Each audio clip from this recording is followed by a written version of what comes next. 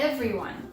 My name is Rebecca and I'm with the Land O'Lakes Test Kitchen. I'm Billy with the Land O'Lakes Test Kitchens. Hey everybody, I'm Chef Chris with Land O'Lakes Test Kitchen.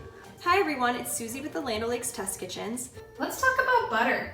Now let's talk about some butter substitutions. In this substitution, we're going to look at salted butter.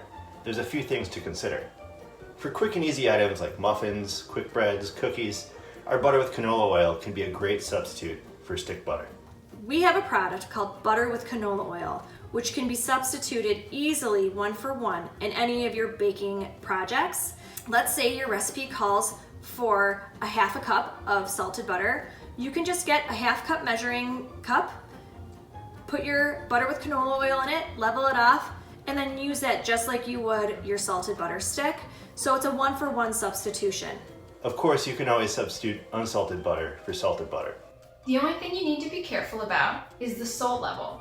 So if you're using unsalted butter in place of salted butter, you're going to need to add about 1/4 teaspoon of salt for every stick of butter the recipe calls for. Now when doing baking, where functionality of the butter is key, like in a pie crust, flaky biscuits, or scones, our test kitchen agrees butter is the best, and we wouldn't have to recommend a good substitute.